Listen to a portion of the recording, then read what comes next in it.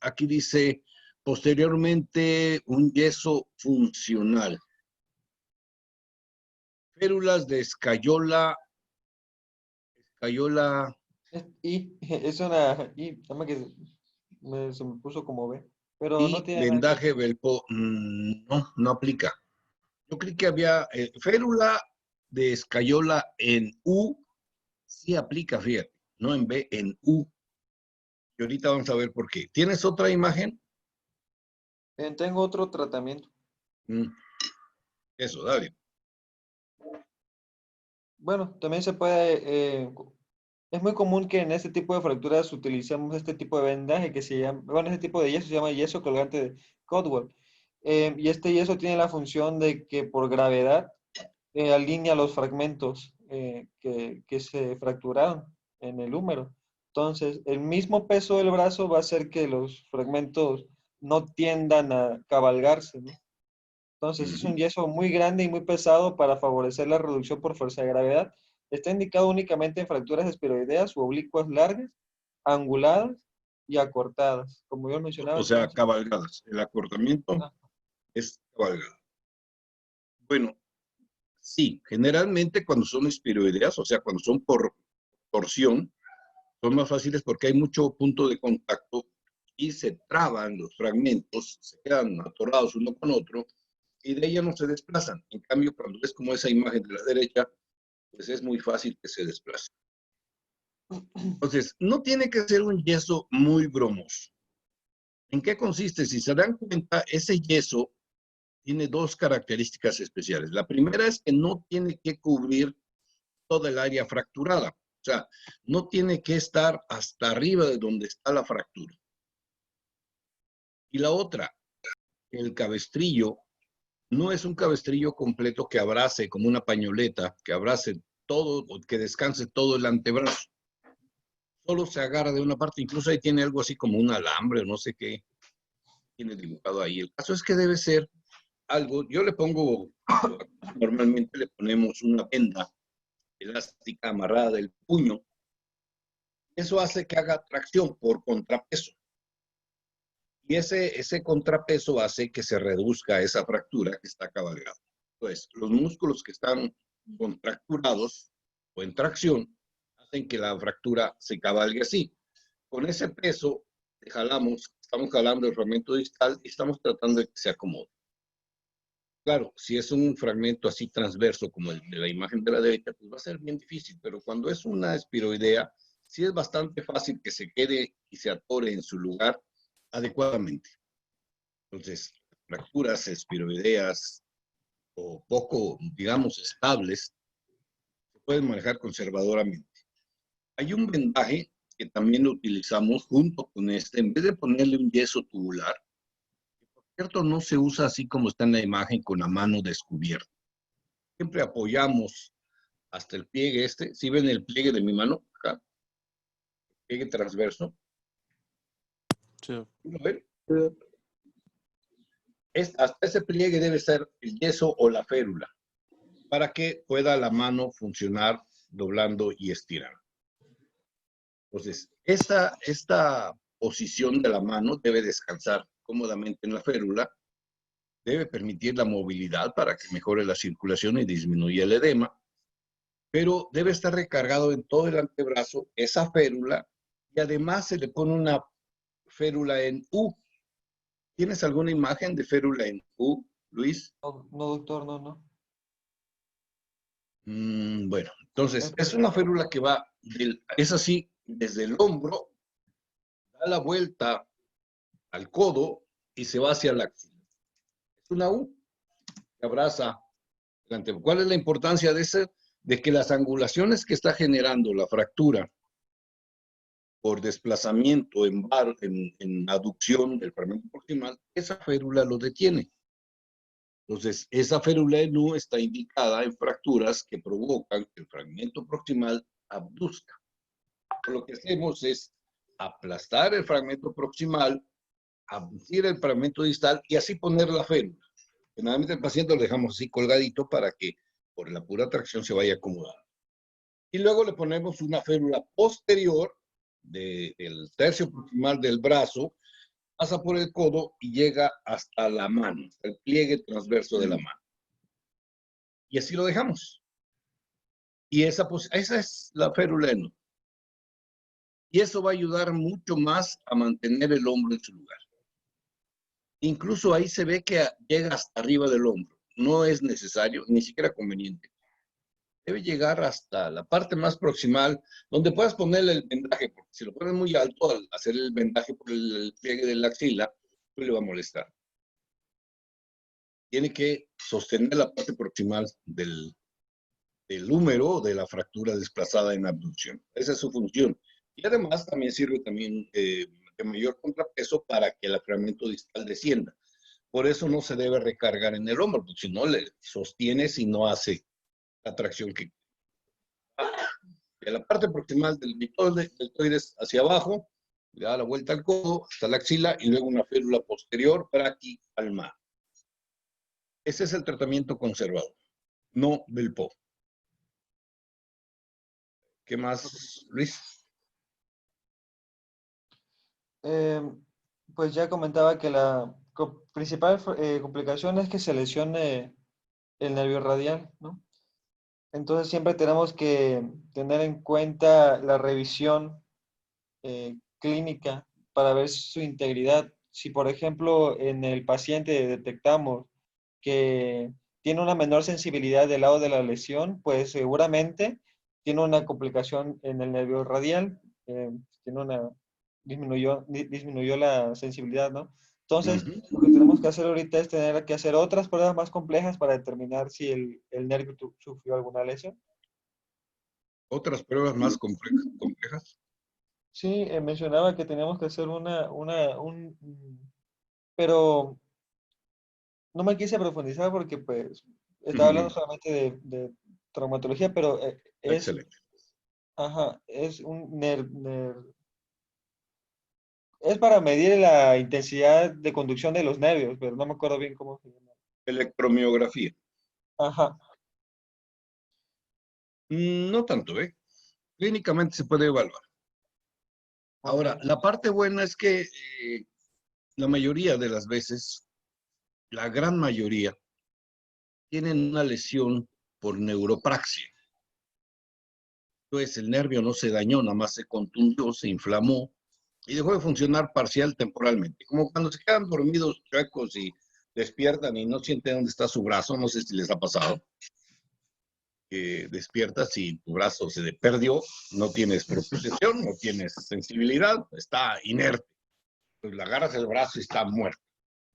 Y es por compresión, por una neuropraxia nerviosa. Entonces, esa neuropraxia después se recupera. A veces tarda hasta 2, 3 meses en recuperarse, ¿eh? Y lo deben hacer antes del tratamiento con el yeso y después del tratamiento. Puede ser que antes del tratamiento estaba muy bien y después del tratamiento, pues como ya está enyesado, no lo revisan y el paciente que está ferulizado pues, tiene recargada la mano en la férula y no se nota que está caída. Pero si le dicen ustedes así como está, levante los dedos, levante el dedo gordo, o siente en el primer espacio interóseo, ese es muy selectivo del nervio radial. No siente ahí o no puede levantar las manos, chin, se prensó el nervio. Y puede ser una condición que indique mejor lo operamos para separar el nervio, porque el nervio se pudo haber atravesado ahí, así como se ve en la imagen de la derecha, en el dibujito. Nado nervio se atraviesa exactamente donde no queremos, se pellizca. Y es muy sensible, o sea, lo pasas a traer y deja de funcionar de inmediato. Entonces, esa presión que se está haciendo en el nervio, pues debemos evitarla y tratarla. Y la mayoría de las veces, insisto, es una lesión. Si no es un traumatismo muy severo, y el trauma que generó la fractura no fue muy intenso, pues no está roto, desgarrado, sino nada más contundido. Una neuropraxia. Queremos hacer estudios más sofisticados y saber verdaderamente cómo está, si hay que hacerle una electromiografía para ver si hay daño de conducción o hay daño anatómico en el nervio y que tenga una lesión irreversible. ¿De acuerdo? Entonces, Sí, no es un estudio especializado.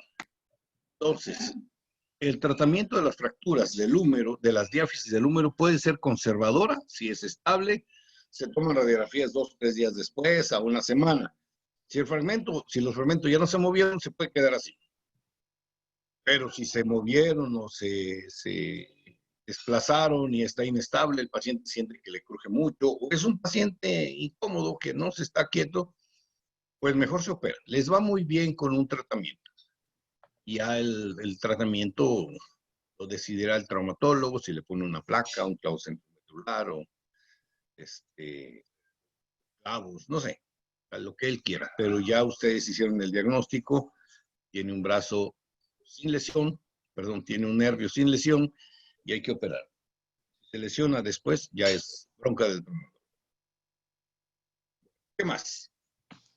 Bien, voy a empezar a hablarles sobre la extremidad distal del húmero, las fracturas que se originan en esta porción que va a estar comprendida desde la línea supracondilia hacia abajo, ¿no? Porque pues la diáfisis empieza desde el cuello quirúrgico hasta esta línea supracondilia. Entonces, después de esta línea supracondilia ya comienza la extremidad distal del húmero.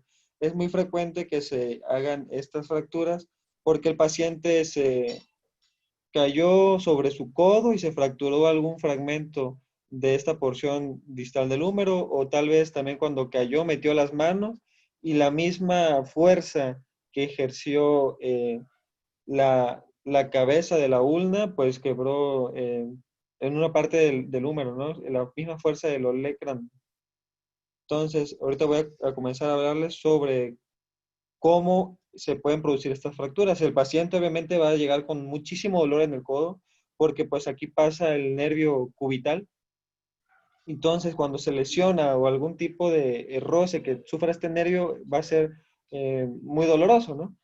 Entonces, llega con mucho dolor en el codo porque pues se cayó o tal vez metió las manos y le duele el área del codo, pues podemos pensar que fue en la extremidad distal del húmero. Tenemos que tener muchísimo cuidado porque, como mencionaba yo en clases pasadas, en esta zona de la extremidad del húmero van a ser el punto de origen de muchísimos músculos, o más bien de los músculos de los que van a mover los dedos, ¿no? Y los músculos del antebrazo.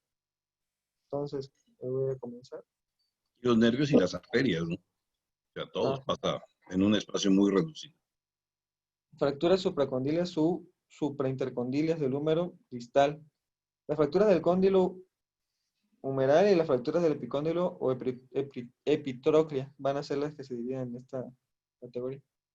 Entonces aquí podemos ver en una radiografía la anatomía de la porción distal del húmero. Entonces comentaba yo que aquí están los epicóndilos, el lateral y el medial, y por encima de eso vamos a hacer una línea imaginaria que va a ser la línea epicondilia, que va a ser el punto de origen para aquí está la cresta supracondilia. Entonces vamos a hacer una línea por acá para dividir esta sección del húmero, ¿no? Y después en esta sección va a ser pues las fracturas distales del húmero. Esta es una vista posterior porque podemos ver bien aquí el olecranon, que va a ser una proyección de la ulna. Podemos ver aquí el radio y su proximidad con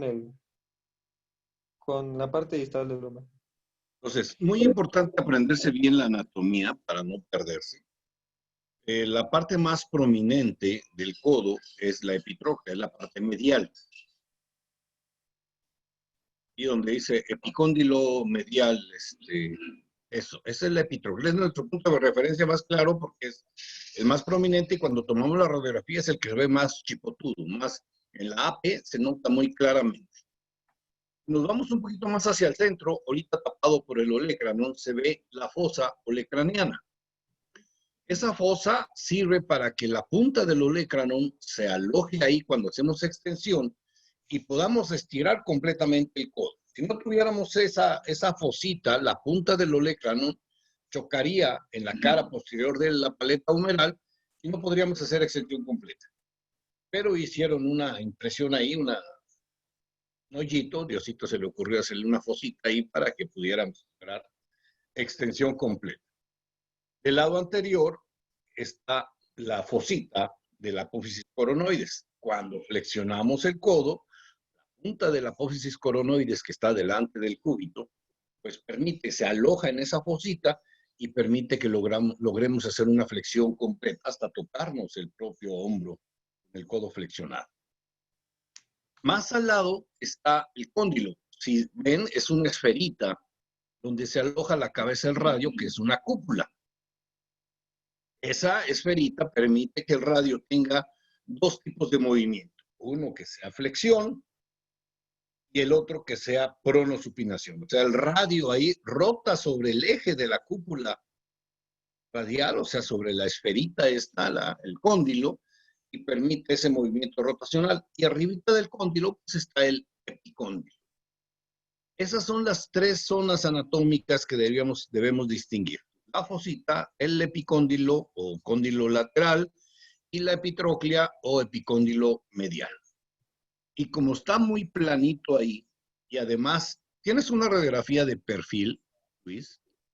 Así, una imagen natural.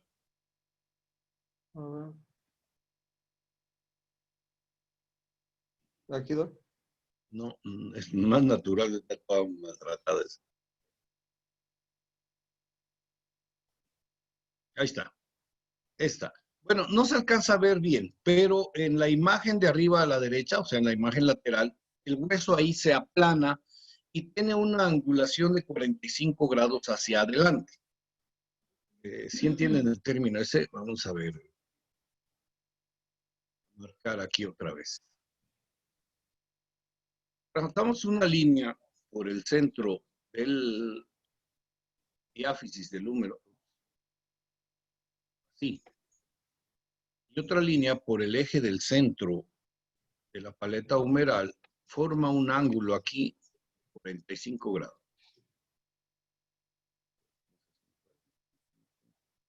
Estoy aprendiendo muchas cosas.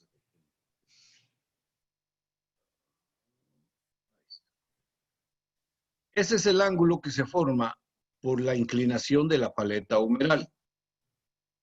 Cuando hay una fractura y esa paleta se endereza o se rectifica, la funcionalidad del codo disminuye.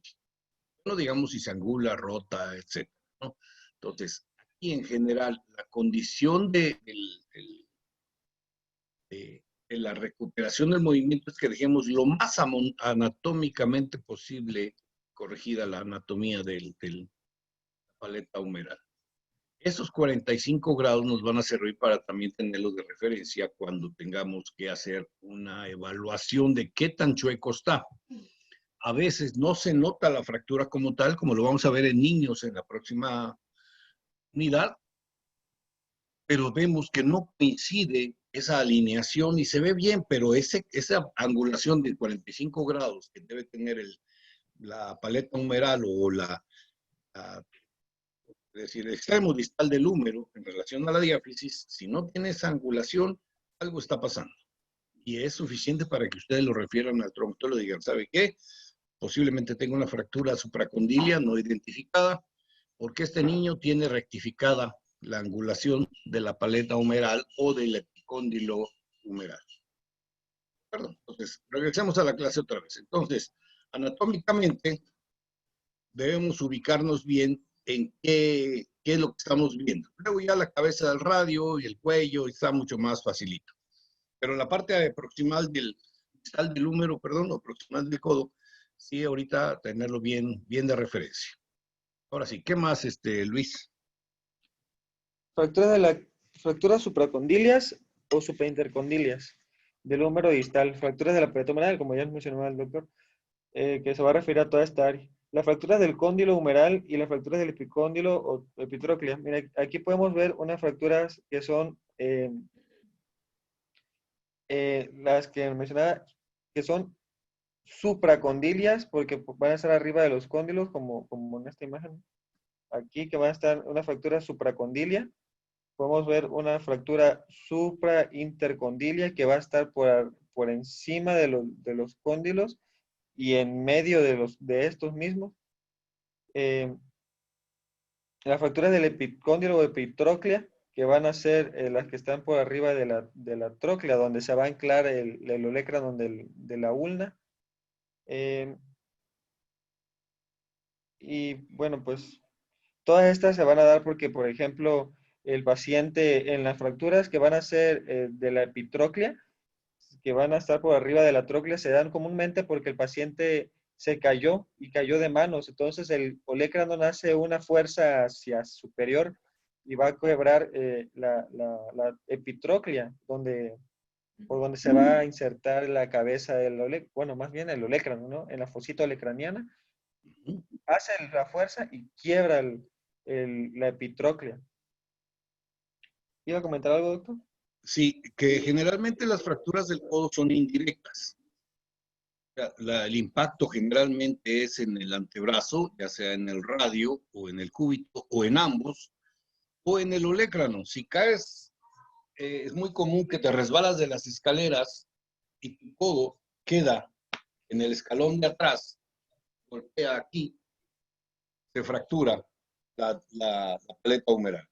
Ya sea una fractura trans, como se ve en el dibujo de arriba de la izquierda, transcondilia, esa está toda. De la letra A, B o C, son fracturas que no afectan la articulación.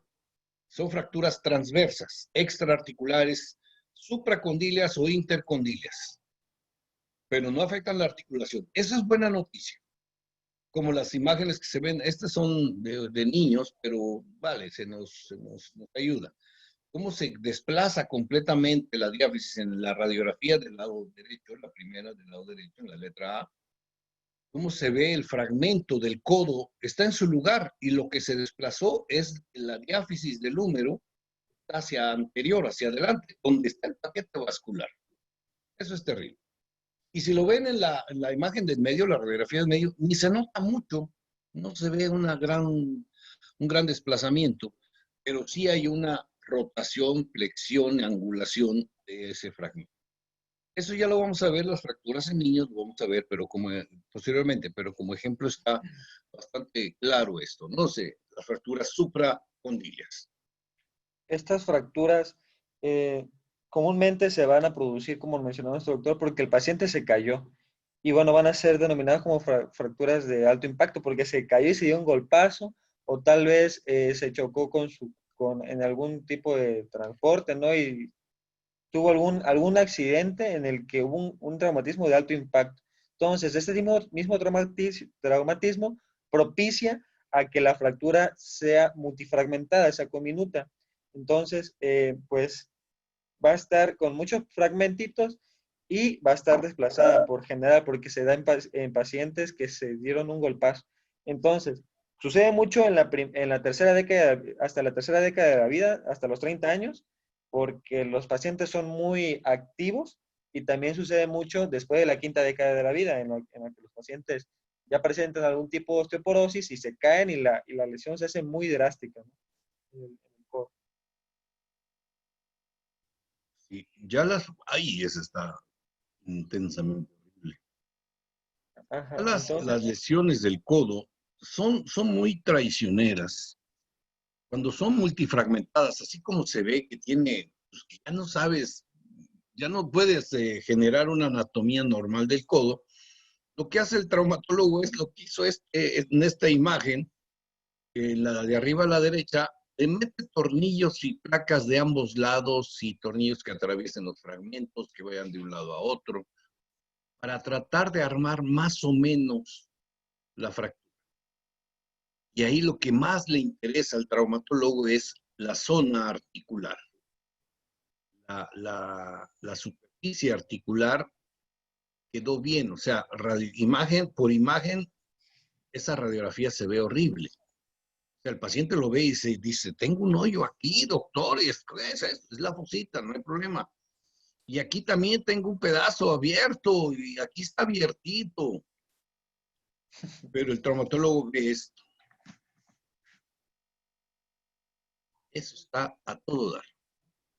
Entonces el traumatólogo dice, qué chido soy, mira qué bonito lo armé. Y el paciente, pues todo espantado, ¿no? Claro, después de ver la imagen esta, pedazos del codo, cuando se ve armado, sí dice el traumatólogo, soy chido.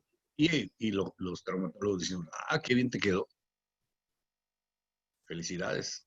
Que no es fácil tratar una fractura como esta. Entonces, esa fractura supracondilia va a generar problemas en el paciente. Entonces, volvamos a lo que nos interesa. No tratamientos y aplaudirle al traumatólogo porque le quedó chido, sino, ¿qué va a pasar? Algo dijo del codo, del nervio que pasa por el codo. El nervio pasa aquí, en esta zona. Ay, déjenme Sí, borrar doctor, el esto. nervio ulnar. Yo no lo puedo borrar. Ustedes saben, ahí está. Como en Entonces, el cualquier nervio otra. Sí, ulnar, ¿qué sintomatología nos da? Hablemos de la clínica. Se cayó, le duele mucho el codo, está deformado, crepita, y el paciente dice, tengo dormido el dedo.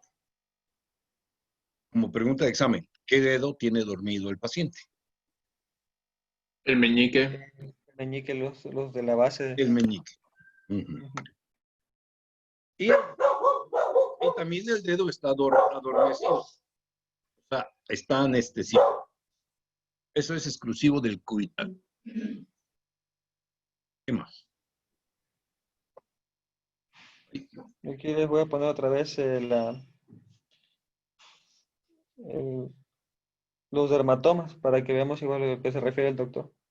Entonces, si el paciente se lastimó el nervio ulnar, pues va a tener adormecimiento del primero y la mitad del dedo anular. Entonces, siempre hay este tipo de lesiones.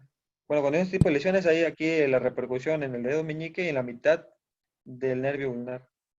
Cuando ustedes revisen nervio cubital, le tocan al paciente, puede mover el dedo, lo puede separar, lo puede flexionar. Sí, sí, lo siento bien, a toda. Entra a cirugía, lo operan y siente el dedo. No, ya está dormido. Ah, chispas. Entonces sí, le atrapó el nervio al doctor cuando lo operó. ¿Y qué más? Bueno, pues ya para concluir esta imagen, pues aquí el paciente tiene 36 años y pues, como dice el doctor, le pusieron placas y clavos. El chiste aquí es tratar de reconstruirla eh, porque el paciente está joven. Tratar de reconstruirla con osteosíntesis eh, y pues ayudar a que el paciente todavía conserve su grado de movilidad, ¿no? Eh, pues el tratamiento de elección de la reducción abierta anatómica y la osteosíntesis con dos placas, medial y lateral, como también se ve aquí en esta imagen. Nada más que aquí no le pusieron tantos tornillos, porque en la anterior le dieron tornillos hasta para llevar, pero eso es lo necesario, ¿no? Que los fragmentos, como era una lesión comminuta, queden lo suficientemente juntos para que haya una buena consolidación. Por ejemplo, a mí, esta radiografía, a mí me da más tranquilidad del otro que le dejaron la ferretería encima. Me da más tranquilidad que esta. Porque miren qué dice en el último párrafo esa frase. Lo suficientemente estable como para permitir iniciar la rehabilitación de la movilidad del codo de forma inmediata. ¿Qué significa esto? Que lo debes dejar estable para que pueda empezar a mover pronto. La complicación más común en las fracturas del codo, ¿se acuerdan de húmero también? Debemos movilizarlo pronto porque el húmero se pega, se hace fibrosis, se anquilosa la articulación. Lo mismo puede pasar en el codo. Se fibrosa la cavidad, la superficie articular y el paciente queda con una muy buena consolidación, pero ya no mueve el codo. Queda fijo. Y eso es un problema. Entonces, ¿qué hay que hacer? Darle la mejor estabilidad quirúrgica posible para que el paciente tempranamente esté moviendo el codo y su rehabilitación sea más completa. En esta imagen radiográfica, lo más padre es que no es intraarticular. Ningún trazo pasa a través de la fractura, de la superficie articular. Es una fractura supracondilia, compleja porque hay 3 fragmentos sueltos, pero no es tan grave porque no afecta la articulación propiamente. Supracondilia. Sí, en Doctor, general podríamos clasificar las fracturas en supracondilias y transcondilias. Y la transcondilia puede ser como en T, o sea, se fractura en forma transversa y vertical que llega a la articulación, o en Y, que se fractura en forma de V o Y, y los dos cóndilos se separan y rompen la articulación o la superficie articular que nos preocupa. Entonces, ese es el chiste, que ustedes puedan movilizar al paciente tempranamente, o sea, de habilidad quirúrgica sea lo más completa, lo más estable posible.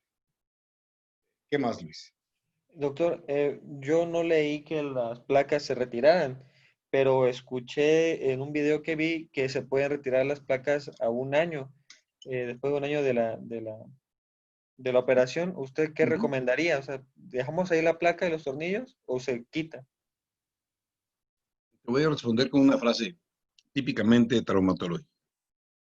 Molestia que no molesta, no la molestes. Esto es, no te enfada la placa, no te incomoda, no te duele, no te estorba, no está lastimando la piel. Que sí me molesta, que hay un tornillo ahí que la pasa a traer con algo y me queda doliendo, o se me está ulcerando incluso. Bueno, la quitamos. Pero no es ¿Y que, cuánto híjole, tiempo? ya, un año, hay que quitarlo. No, es opcional. Y si molesta, doctor, ¿en qué tiempo la quitamos? Un año después de que consolide. Ok, Óigame, un año después de que consolide, no un año de la operación.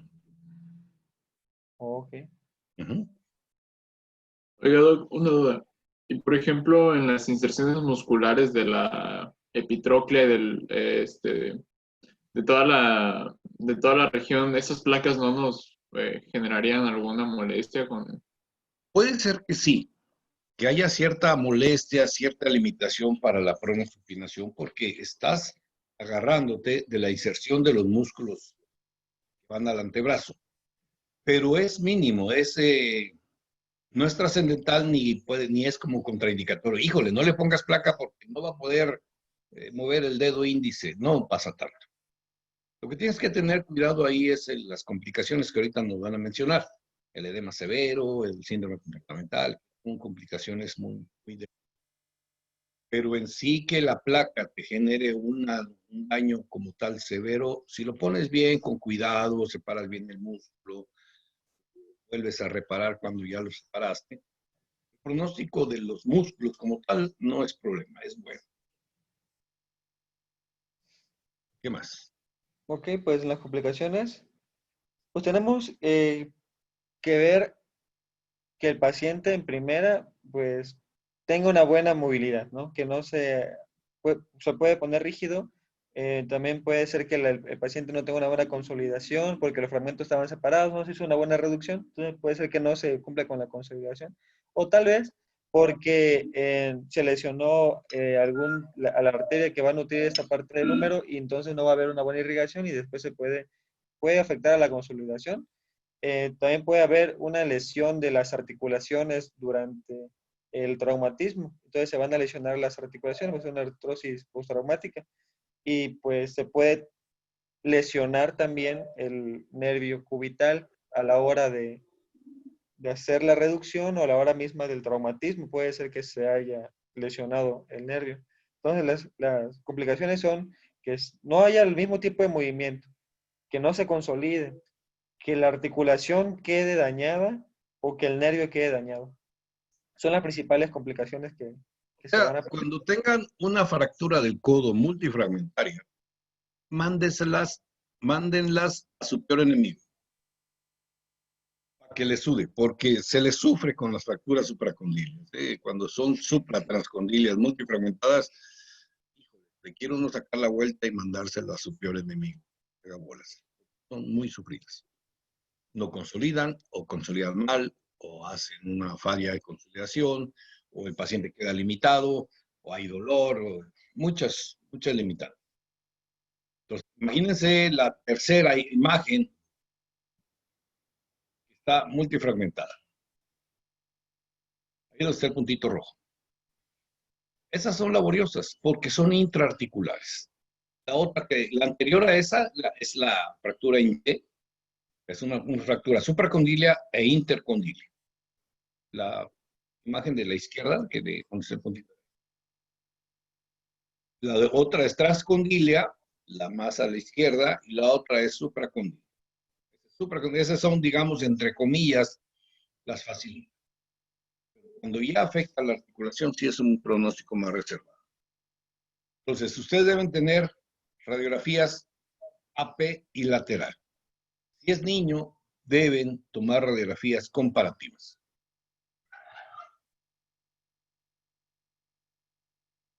Ok, entonces se pueden producir unas fracturas que se llaman osteocondrales o fracturas de Kocher-Lorenz.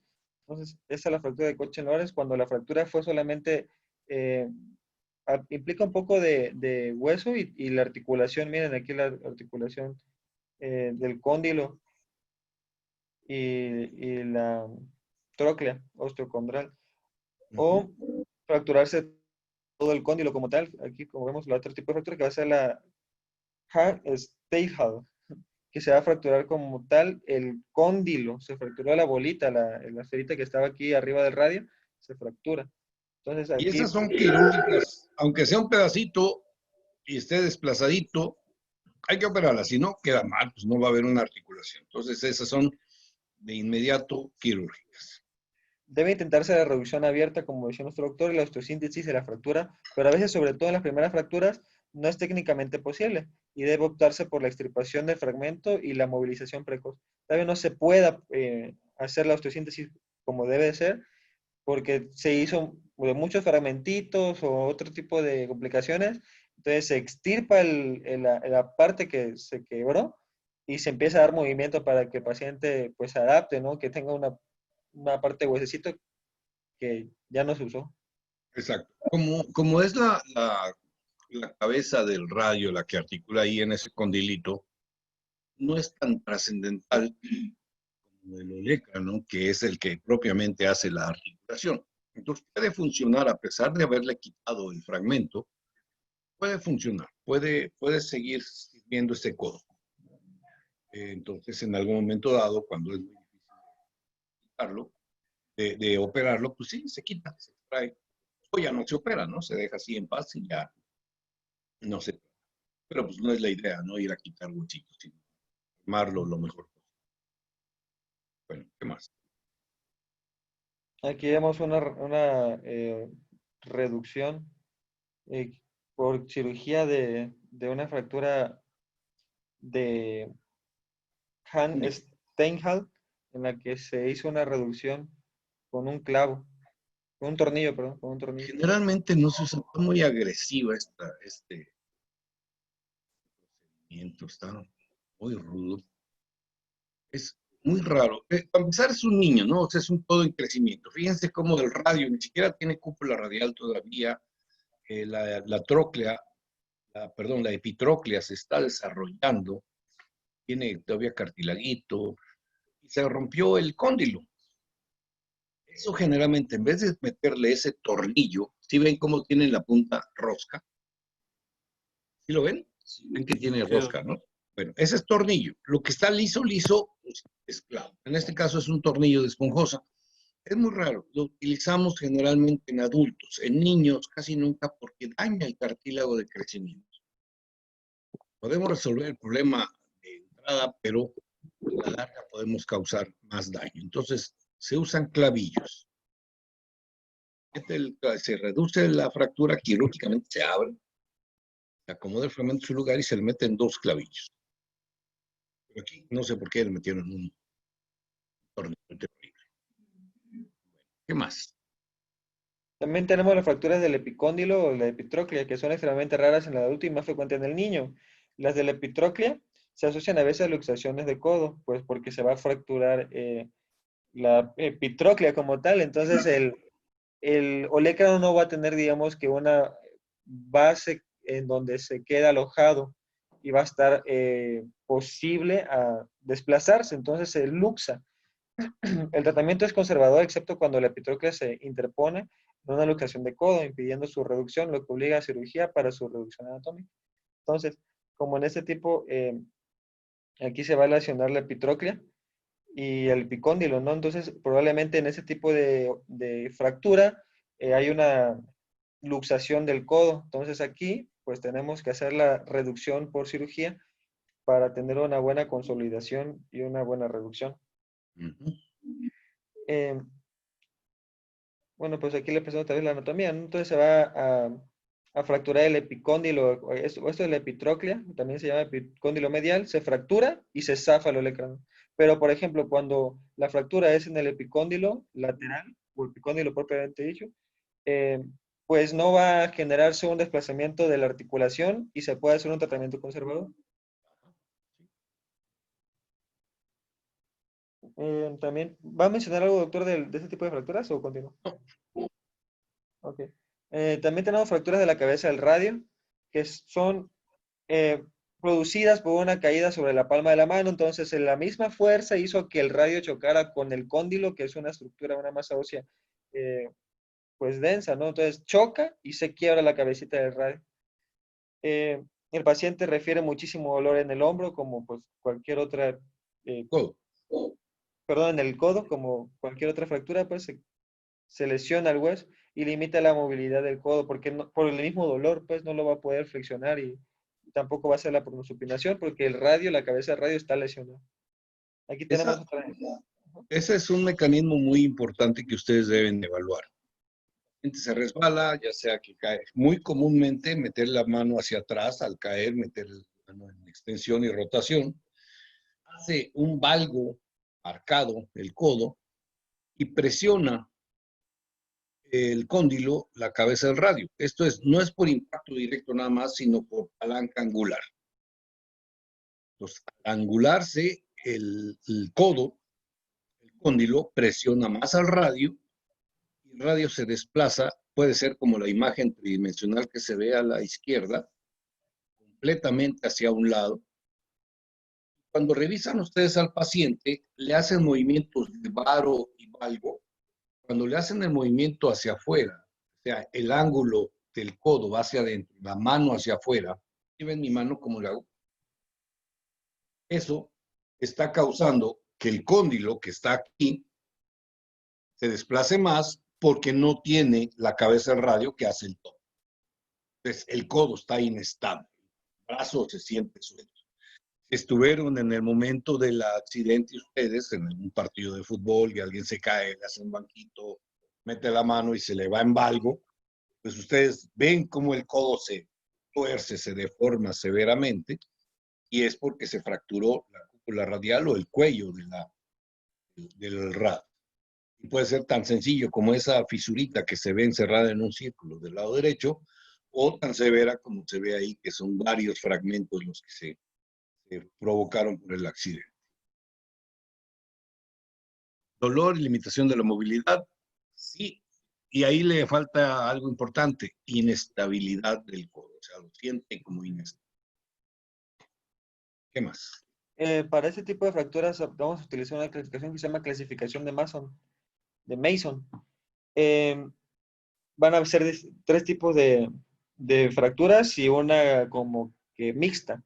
Entonces, la número uno va a ser la fractura no desplazada, como la que mostraba yo en esta imagen del circulito rojo, que se hizo como un tipo de fisura, pero pues no hubo desplazamiento de este fragmento que se quebró. La número dos, que va a ser desplazada en dos fragmentos, pero va a ser reconstruible, como miren, aquí se separó una porción de la cabeza del radio, pero está junta, por decirlo así. Y pues aquí también se quebró la cabeza del radio, pero no hubo desplazamiento de la... Hagamos De, una aclaración. La cabeza es todo el cilindrito que se ve y la cúpula o la superficie articular es como la tipo 2 con el fragmentito separado. Tipo 2 con el fragmento separado. Esa es una tipo 2 intraarticular. O sea, es más problemática esa tipo 2 con un fragmento intraarticular que la tipo 2 con una fractura del cuello de la cabeza radial.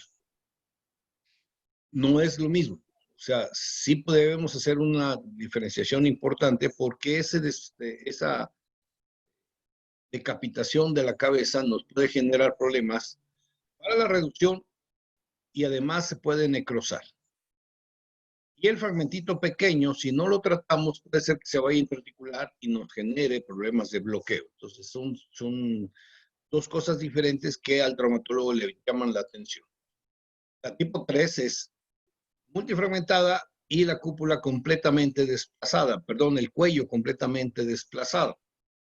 Y la 3 cuando está acompañado de luxación.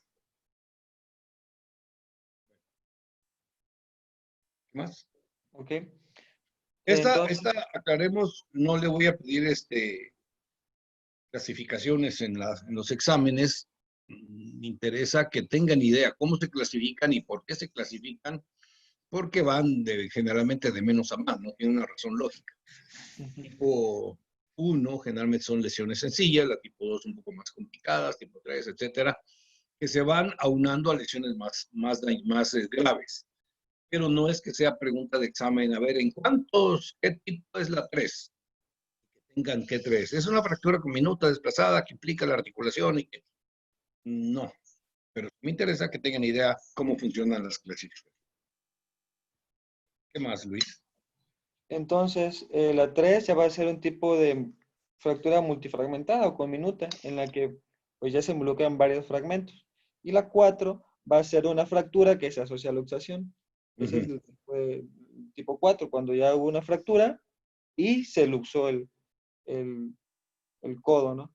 Puede ser con o sin fractura asociada de coronoides, que va a ser un accidente óseo en la coronoides de la ulna. Entonces, pues se puede fracturar este coronoides o no, y se luxa el codo, ¿no? Se luxa y está fracturado la cabeza de radio. Ya es un tipo 4 en la clasificación de Mason. Entonces, ¿cómo se van a tratar esta fractura? El tipo 1, pues que no hubieran fragmentos desplazados, se va a tratar de forma conservadora mediante inmovilización con férula de yeso durante 1 o 2 semanas, seguida de una rehabilitación intensa para que no haya este tipo de pegamiento, como nos decía el doctor, ¿no? Entonces tenemos que tener mucho movimiento en el codo para que no haya, para que no se peguen y no haya una disminución del movimiento del codo. Por eso se tiene que rehabilitar rápido e intenso. Las tipo 2 que eran cuando ya hay una fractura con desplazamiento de los fragmentos, pero que aún se puede reconstruir, se va a tratar de forma conservadora como las tipo 1, únicamente si se mantiene un buen rango de movilidad pasiva, tanto flexoextensión como pronsupinación tras la infiltración intraarticular con anestesia local. En los demás casos se trata mediante reducción abierta y osteosíntesis. A esto se refiere la tipo 2, es decir, ¿sabes qué? Vamos a evaluar qué tan dañado está. Que haya tanto Le movimiento. anestesias esa zona Ujú. y le haces movimientos, la extiendes y la flexionas y le tomas radiografía en diferentes proyecciones. Y ves que el fragmentito se mantiene estable y no se desplaza tanto y está en una posición funcionalmente buena o no estorba, pues lo dejas en paz. Lo inmovilizas temporalmente, fíjense, 2 semanas, no una, se pasa con 2 semanas, a veces 3, pero ya la tercera semana le estás quitando la férula y le estás dando ejercicio. Dice, ¿sabe qué? A la segunda semana, quédese 2 semanas fija, no lo mueva. A la segunda semana se lo quita, empieza a rehabilitar, se baña, a la hora que bañe, estira un poquito el codo, lo vuelve a poner, en la tarde le vuelve a hacer un poquito de ejercicio y se lo vuelve a poner. Una semana más y a la tercera semana ya que lo empieza a mover con singular entusiasmo para que no se pegue el codo. Y los demás ya es bronca del traumatólogo, hay veces que hay que quitar, no ahorita no lo vas a decir. A ver, síguele Luis. Me adelanto. En las tipo 3, pues que van a hacer esta que yo mencionaba, las tipo 3 que van a ser la que tienen muchos fragmentos, pues es obvio que tenemos que hacer una osteosíntesis porque los fragmentos pueden estar muy separados y afecten a la movilidad del codo. Y aparte de que van a afectar la movilidad, pues también causan molestias en el paciente como dolor. Pueden intentarse la osteosíntesis si el grado de combinación lo permite, o de lo contrario, resecar la cabeza de radio y poner un tipo de prótesis, pues porque a veces no es posible hacer la reducción de estos fragmentos. Tal vez son muy pequeños, está destruida totalmente la cabeza de radio porque es un paciente que tenía osteoporosis o fue una lesión muy fuerte, se quiebra muchos fragmentos en el radio y no se puede reconstruir. Entonces se quita la cabeza de radio y se pone una prótesis. Y en las tipo 4, en la que hubo un tipo de fractura con luxación, pues la participación de la cabeza de radio en el mantenimiento de la estabilidad es crítica, por lo que se debe intentar la realización de una osteosíntesis o si la complejidad de la fractura no lo permite, sustituir la cabeza de radio con una prótesis. Entonces tenemos que ¿Sí, Doc? Hay una prótesis que se llama precisamente de Mason o de Mason, que es como un taponcito, como, ¿qué será? Como un tapón de corcho, pero con la punta. A ver si no tienes una imagen ahí. ¿No? ¿No lo tienes? No, Doc. Es un taponcito que se mete en el canal del radio y se debe adosar a la cúpula del cóndilo, a la curvatura del cóndilo. Le da un poquito más de estabilidad, pero si no lo tienes, sí se lo quitas. Claro, ese codo no le va a servir para empujar, para hacer fuerzas en palanca, pero para movimientos de flexo extensión sí puede funcionar. Entonces, no es tan trascendental ponerle una prótesis, sino muchas veces nada más con extraer la cabeza multifragmentada o los pedacitos de esa cabeza, pues ya es suficiente. Y otras es que haces una buena reducción, la acomodaste muy bien, sí fue laboriosa la cirugía, pero le metiste 2 clavillos y ya quedó muy bonita la reducción. Y al poco tiempo empieza otra vez con dolor, con dolor, con dolor. ¿Y qué pasó? La cabeza del radio se necrosó. Entonces, en segundo tiempo quirúrgico, la quitas y ya queda funcionando bien. Ya sí. Bueno, ¿qué? Espera, creo que se me... Ahorita voy a ¿Acabamos? regresar. Ahí está. Perdón, es que se me quitó la pantalla. La quité por un momento. Ahí está. Ahí está. Esa Ajá. es una prótesis padrísima, pero vale como 20,000 pesos. Y va a ser la Entonces, misma.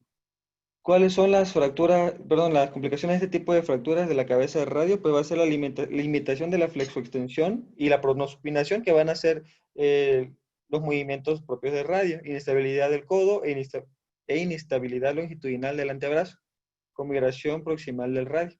Lo que, o sea, que se mueve mucho el radio hacia, que quede más cerca de la articulación. Lo que puede ocasionar dolor crónico en la muñeca.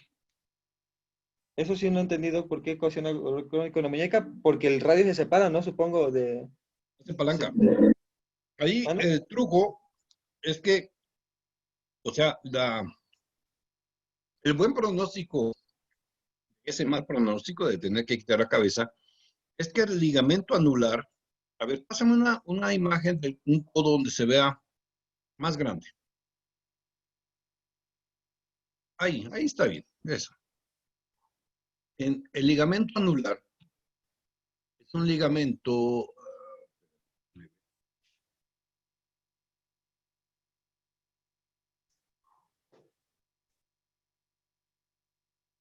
es un ligamento que está aquí, un anillo, pero que se une al cúbito, aquí. Entonces, eso evita que el radio se desplace hacia afuera. Evita que se salga el radio de su lugar. Si ese ligamento anular está íntegro, la, la cabecita que está decapitada ya por la cirugía de resolutoria, así quitando la cabeza, queda estable, queda bastante funcional. La pronosupinación es buena porque ese ligamento sostiene al extremo proximal del radio ya decapitado, pero funciona. Cuando ese ligamento se pierde, el radio realmente está suelto. Entonces el movimiento de rotación y torsión lo hace en la muñeca y el paciente tiene dolor hacer giros y rotaciones porque no tiene un punto de soporte aquí proximalmente, una bisagra que contenga el radio. Entonces el radio se separa del cúbito y hace rotación y genera un dolor en el antebrazo y en la muñeca. Pues queda un brazo mucho más limitado, perdón, un antebrazo mucho más limitado a que si tuviera ese ligamento anular conservado. Entonces, cuando hacemos la cirugía, tenemos cuidado de revisarlo. Si cuando se fracturó el paciente, además de fractura, tenía luxación radiocubital proximal, paró el radio del cúbito, quiere decir que se rompió ese ligamento. Bueno, quitamos la cúpula y tratamos de hacer un amarre, una sutura, una reparación de ese ligamento anular para que esa función de pronosupinación siga más o menos buena a pesar de no tener cúpula radial. Entonces, ese ligamento es trascendental en esas condiciones. ¿Qué más? Ok, entonces, siguiendo con las fracturas de codo, también puede ser que se fracture el olecranon, que es la prominencia que vemos en la parte posterior del codo. Este tipo de fracturas se dan porque probablemente se cayeron y como dice el doctor, en algún tipo de escalera se cayó y se fracturó el olecranon. O tal vez se cayó en la banqueta y con el filito de la banqueta se quebró el olecranon. O tal vez igual por un tipo de fractura indirecta en la que mete las manos y se fractura el olecranon. Se fractura generalmente. Generalmente, puede ser, la mayoría de las lesiones del olecranon son lesiones directas, o sea, el golpe es aquí, la mayoría. Puede ser que en forma indirecta, al meter la mano, se fracture el olecranon, pero es muy rara. Y la otra es por abulsión, o sea, por tracción súbita del tríceps, que no es tan frecuente, pero puede suceder que un golpe relativamente sencillo, pero con una tracción muy intensa del tríceps, abulsione el olecranon y se separe, se haga una fractura por tracción. Pero la mayoría son por golpe directo. Y el paciente se queja, no puede mover, no tiene fuerza para extender el codo porque se abulsionó el olecranon. La mayoría de las veces, como se ve ahí, está diastasado el olecranon. El fragmento se está desplazado porque el tríceps jaló el fragmento proximal de su lugar. Y se puede acompañar de luxación del codo, del codo propiamente, porque pues ya no tiene la parte posterior del olecranon que contenga el codo. Entonces estas fracturas se van a tratar con este tipo de cerclaje de alambre y también con otras agujitas que se le insertan en el olecranon para mantener la estabilidad del hueso. Es el tipo de reducción que se da por cirugía, o la osteosíntesis es ese tipo, cuando se trata del olecranon. Eso se llama Obenque, técnica de Obenque. También lo usamos en la rótula. Y ese Ok. Obenque es fabuloso porque convierte las fuerzas de tracción en compresión por el cambio de la posición de ese alambrito que ven ahí. Ujú. Esa fractura es intraarticular. Hay que tener mucho cuidado que el fragmento quede en la superficie articular anatómicamente alineada, bien alineada.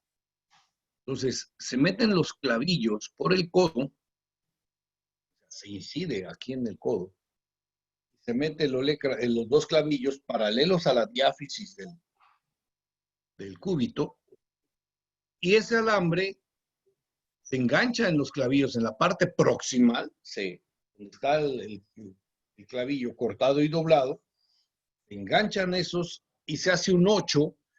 La parte distal, la parte de hasta acá abajo ese, ahí donde estás marcando, es un hoyo que se le hace al paciente, una perforación para pasar ese alambrito. O sea, aquí tiene, ay, no sé, tiene un hoyito acá, un hoyito aquí, que perfora hasta acá, con una broca. Y ahí se pasa el alambre, de lado a lado. Enrosca aquí. Y eso hace una compresión muy importante. Y eso va a permitir que podamos darle función al codo de flexo-extensión en forma temprana. Eso se llama Ubenque. ¿Qué más? Pues la principal complicación es que se pierda la movilidad, por lo que es fundamental que la síntesis obtenida sea lo suficientemente estable como para comenzar la rehabilitación lo antes posible, ¿no? Entonces, como el ulecra no va a contener a la porción distal del húmero, a la trochlea, y va a hacer el principal movimiento de flexión y extensión del brazo, pues entonces si esta estructura se daña, se fractura, pues va a tener un tipo de inmovilidad severo y si la reducción no se hace como debe de ser, pues igual va a afectar a la movilidad posterior del paciente. Y pues si no se da una buena rehabilitación oportuna, que el brazo no tenga movimiento, el antebrazo, pues puede ser que también tenga un tipo de que el movimiento se reduzca porque se pegan los fragmentos en el hueso. Se llama artrofibrosis la falta de movimiento de la articulación. Y cuando la movilidad es, más bien la inmovilidad es completa, ya no puede mover nada la articulación, se llama anquilosis. Anquilosis es cuando ya está fija. Después de un tratamiento, un traumatismo, no se mueve el codo, se puede hacer una anquilosis. O se puede hacer una artrofibrosis. Queda limitado el movimiento. No está completamente fijo, queda limitado y esa limitación no se puede mejorar salvo que se meta anestesia y bajo anestesia se le mueva el codo intensamente, se rompan esas fibras de adherencia y logre mover el paciente. Esa artrofibrosis que se forma muchas veces se puede resolver quirúrgicamente. No es lo ideal. Entonces, las fracturas del olecranon, si están desplazadas, hay que operarlas. Si está en su lugar, hay que inmovilizar el codo en extensión, porque si lo doblan, traccionan el tríceps, y si no estaba desplazada, ustedes lo desplazan. El paciente llega con el codo medio en extensión, no la dobla, como cuando fractura el hombro o la clavícula, que vamos con el brazo codo doblado. Aquí no, el paciente va con el codo estirado, extendido. Y se nota la deformidad aquí, el olecranon se siente hasta arriba. Clínicamente, debemos sospecharlo, debemos revisar si se trata de una luxación o solo de una fractura del olecranon y darle tratamiento. Si no saben qué hacer, tómenle radiografías, por supuesto la lateral es más importante, pero pídanle una apilateral de codo antes de hacer alguna manipulación. En las fracturas de húmero distal, en las multifragmentadas, no mencionó el Luis o no lo escuché, hablara del síndrome compartamental. Revísenlo, revisen qué es síndrome compartamental, cuáles son los datos clínicos, cuál es el dato temprano, eso es importantísimo, mañana lo vamos a platicar, y qué hacer cuando se está desarrollando un síndrome compartamental. Creo que ya nos pasamos de la hora, ¿no? 9:10 ya.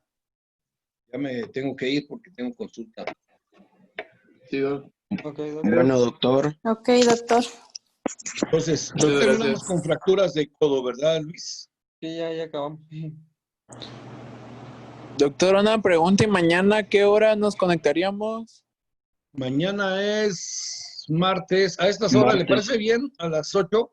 Sí, Doc, mejor a las doctor. 8. Está bien. Sí, doctor, está bien. ¿Cuántos somos?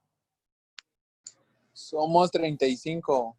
Ay, ahora sí 35. estamos, Ya ahora sí batimos estamos récord. completos. Oigan, sí, rapidísimo, habíamos platicado sobre la posibilidad de que llegaran otros, integrar a otros compañeros. No se oye, se fue la señal. No oye nada. Se me cortó el audio. Ay, qué bandidos. Ya entendí el mensaje. No sé por qué son tan malvados, pero bueno, ya ustedes tendrán sus razones. Vale, ya no toco el tema, hay que quede pues. Bueno, nos vemos mañana.